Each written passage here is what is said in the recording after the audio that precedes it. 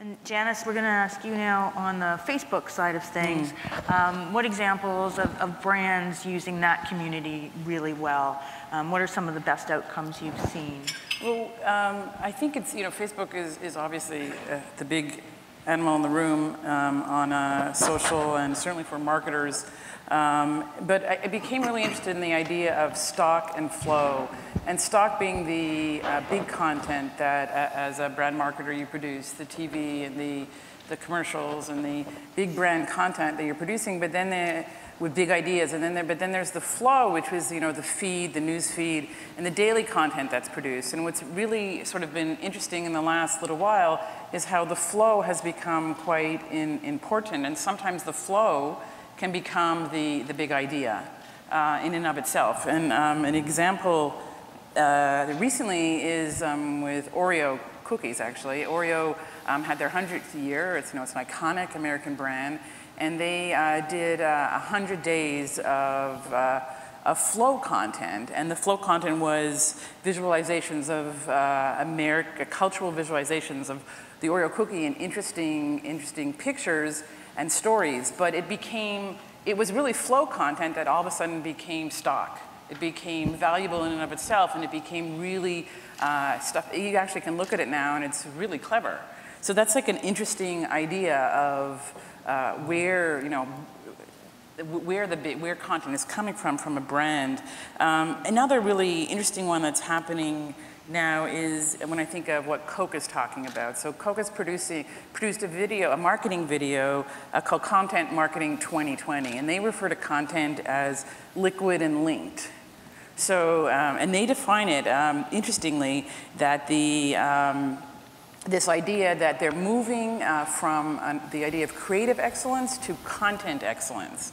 And in the idea, and it's critical to them because they have a business objective, they call it Content Marketing 2020, of getting users to consume twice as much Coke by 2020.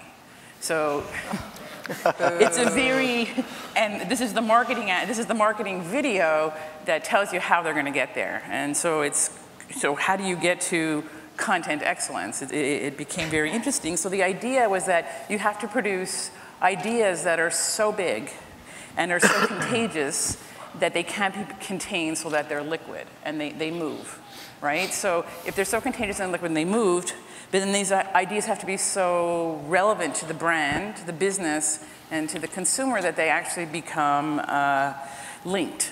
So that's the idea of so you have stock flow, liquid linked. There's sort of a theme here of content still being really good, no matter whether it's short, small, or big and large. I just think that was very interesting from a creative director perspective, also from a technology perspective, because the distribution of how we can distribute content in all these different ways. And then I guess a Canadian story for me personally is we have a social marketing technology practice, and we build these communities for sales forces, and we still look at content as stock and flow. We use the brand content and we create flow inside the community, and the flow helps generate product sales. So it's sort of the same. It just seems to, though I'm not in the same space as the content creators in the room, the ideas of how we move and use technology and create technology to distribute content is just fascinating. And I guess just lastly for me, it's just an amazing time to be creative right now because there's just so much opportunity and there's so many ways to tell your story no matter which way you're telling it. And in liquid, linked, stock, or flow, it's still stories. So that's... I think brands are getting much more strategic with it. It used to be throw everything on the wall and see what sticks. Yeah. So Chris, you build some of these parallel experiences to get people, to make TV more social, to get people involved with it. Can you, I know that you've worked with Global on some big projects. Can you just tell us a little bit about what Secondscreen solutions are working best, and what is that connection with the consumer that really gets the best reaction? Yeah, I mean, so Secondscreen can be defined a number of ways. Maria alluded to this. Secondscreen can be TV everywhere. We really create, what we do at Movivo is create sort of parallel entertainment experience, synchronized to the TV viewing experience, all in real time. So part of the part of the reason this is getting some attention now is because people are losing attention watching TV. I see everybody second screening in here. I've been doing it. I'm on a panel. So it's really about harnessing that energy. And so what happens when a producer, a network, puts millions of dollars of great content up on a big screen, but all the digital energy goes to everyone, to Twitter and Facebook. So the idea is to harness that energy and keep it under the channel's brand. So we stepped out with Access TV, and it's some of what works and what doesn't work. The model we've sort of arrived at after being a year in the market is sort of a hands-down, heads-up experience. So if we're surfacing information and gamifying what you're watching on the main screen, I'll give you an example.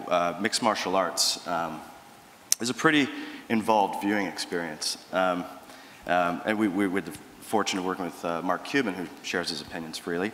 Our first iteration to tackle this sport was, wouldn't it be cool to have avatars of all the fighters and everybody predicts each second where the punch is going to go and reward them if they get it right? Problem is, the first iteration, you're down like this and you're missing the whole fight, and now you hate us. So you really have to scale back. There's a pacing, there's a rhythm. It really should be a produced experience. A lot of the sort of first instincts for people in the tech side of things is to overwhelm a screen with information, data, stats, and some calls to action here and there. We sort of look at it, this needs to be produced. If you're going to stop people from going to Angry Birds during the ad breaks, or even watching the shows, it needs to be taught, or it needs to be approached with the same sort of stories we keep hearing. There's a game arc that can happen within a game. I'm getting points. I'm competing. I'm getting instant sentiment, instant feedback from what everyone else is doing. That's a human nature thing. It was funny, I was talking to somebody about Secondscreen, and again, over the last 12 months, it's all brand new, it's the future, and everyone's like excited. He goes, well, I've been reading books in front of TV. So people's attention is scattered, and especially during the commercial breaks. So we tend to lay off the throttle on the information of what we're doing at the game on the second screen, but we ramp it up during the commercials. And we sort of hold, when we do it right, we're holding audiences through the commercials, so everybody wins. So it's a new space. How it's going to be defined is by being in market with products and crowdsourcing the intelligence. I can't predict how a 14-year-old is going to respond to watching Degrassi and a mixed martial arts. So you need the product out there, watch how they're interacting with it, watch how the gaming is playing out, and then each new version that you do, you've crowdsourced the IP, and so you're giving them what they want.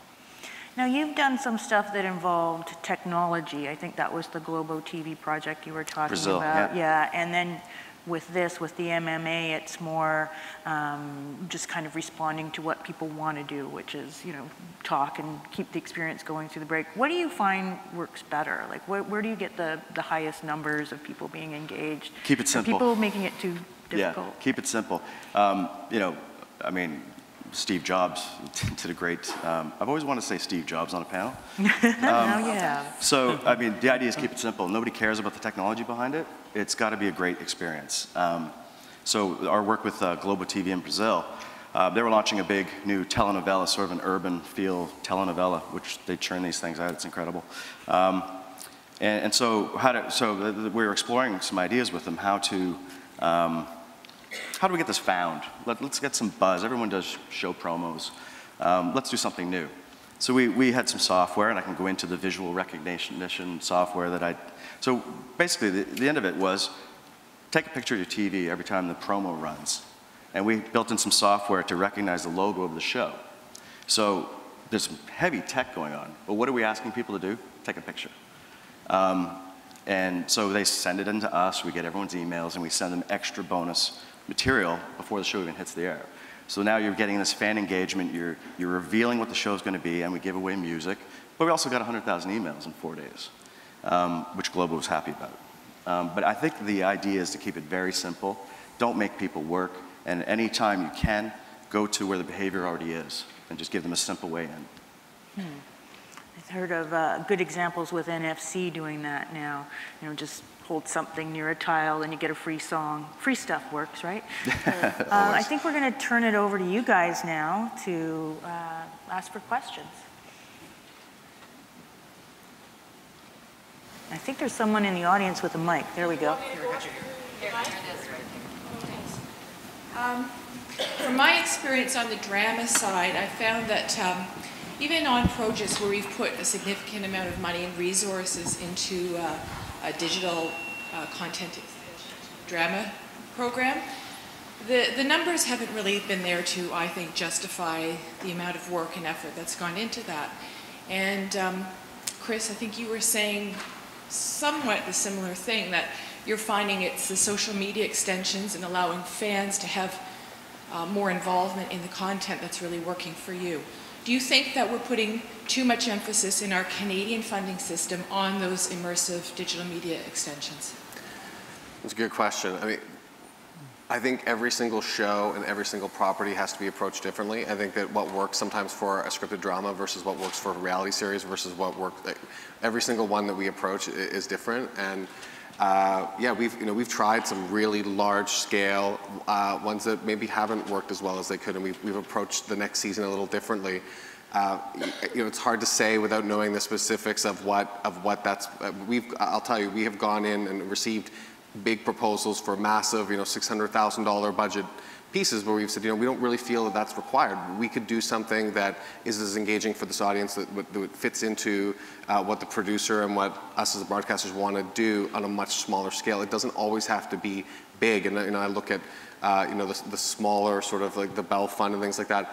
I love going that route where it's a bit of a smaller approach sometimes. It doesn't always have to be big. And I think sometimes we get, in the rush to think digital and it has to be big. It doesn't always have to be big. It can be small. You can tell great stories through existing, the great providers, vendors, through Facebook, through Twitter. So yeah, I don't think it always has to be this big, massive extension every time for every show. And I'll jump in. I also think you got to know what your purpose is. So why are you creating that extension? So is it a promotional? You're doing it to promote the show, and i.e. drive the first tune in. And then what would other promotional opportunities cost? What's more simple? What's more straight? What's going to drive the goal you're trying to achieve? Is it audience engagement? To Movo Vivo's point, do you want to keep them with the show during the show or between shows if it's a weekly show? Is that what you're doing? And what are you creating to actually do that?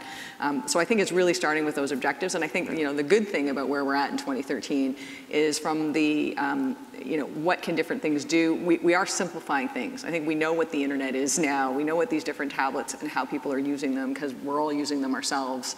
There's a certain common language around how to describe what it is you want. And I think we're starting to see, the potential from each platform and each screen and how best to use them. So I think contrary to what we might feel with the weight of trying to do this work, it has gotten a lot more simple. So it's really starting with the clear objective in mind. From my perspective, I think it's a great question, and I think if you look at the size of the pie, if you're talking about funding, for example, I'd love to see more attention and focus shift towards how do we reach those people as opposed to just we've created the content and that was the means to an end and now we're done. I think creating good content is the first part of the story. And then figuring out what tools am I going to use to really engage my audience and use that great content as an investment to continue to grow a sustainable and scalable and repeatable audience back to a platform. I think that's, and obviously as Chris says, every situation is unique and every situation is different, but I think from a macro mentality perspective, I think that's, what I'd like to see in the industry anyway.